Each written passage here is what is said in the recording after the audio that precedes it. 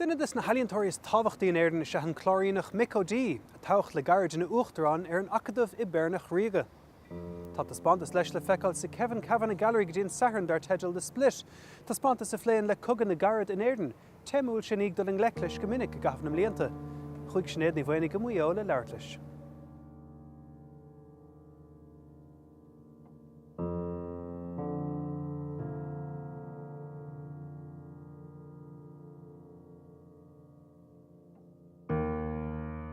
You could say that I'm a bit of a fair weather landscape painter. When I came here to Portacloy for the first time in 1998, it was in February, and I was painting on both sides of this headlands here. And I said, I love this place. It's just an amazing place. It's just endless possibilities for painting. And that's 16 years ago, and I've been coming back here since, and bought a house here that is my base now. And one of my greatest pleasures is to complete a painting on the spot beside the sea, then leave everything and jump into the water. I understand this landscape. I understand its history. Yeah. I see how it's been shaped. You know, I see traces of the human activity that was here before sheep dominated. I love Ireland anyway as a place that inspires me as a painter. I mean, there has been many options to move elsewhere, but my commitment to this is to this country, is to this landscape, and to the story of this country, and that's what really gives me my greatest pleasure.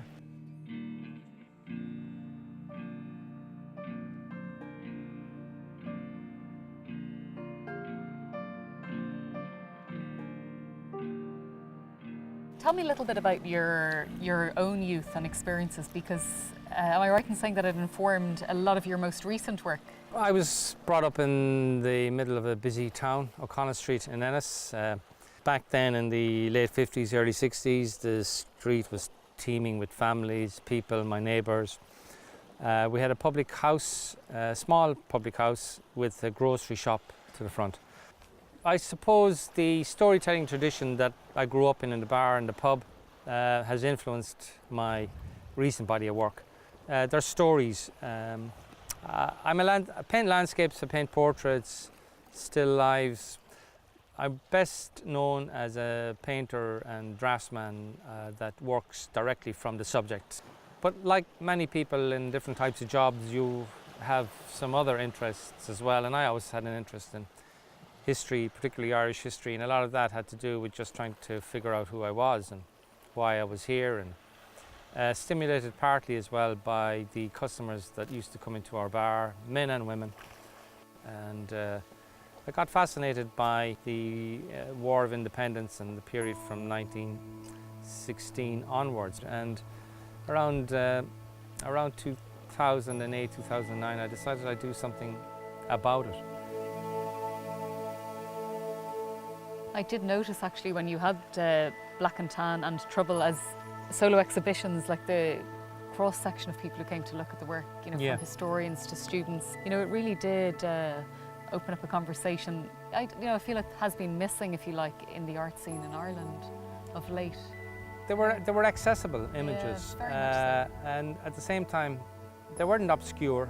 They're strong graphic images, and I would hope compelling enough in that you will be arrested by them at a first glance, and that subsequent inspection after that glance should be rewarding, and that then in turn one will ask questions as a consequence of that, you know.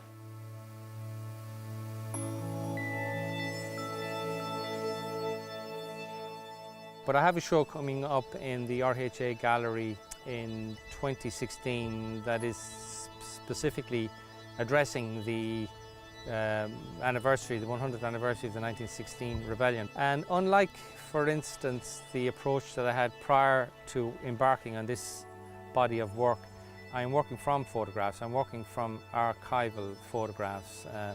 And I must admit, I found a great freedom that I hadn't anticipated.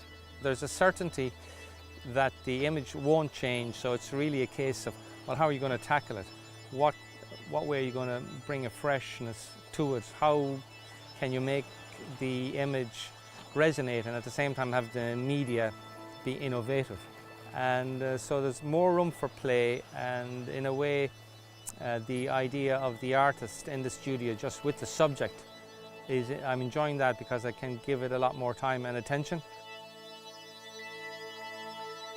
Here's Erskine Childers waiting for us.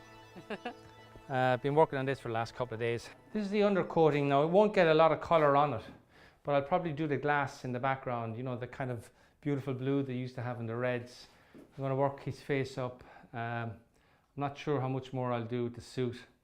I wanted to have a compelling portrait of a compelling man, and in the light of what happened to him afterwards and what happened to his son, who became president, the circumstances surrounding his execution, which were tragic, the fact that he was executed, and the fact that the weapon that condemned him was one given to him by the former head of the Free State Army, Michael Collins, for his own defence, and that then used against him.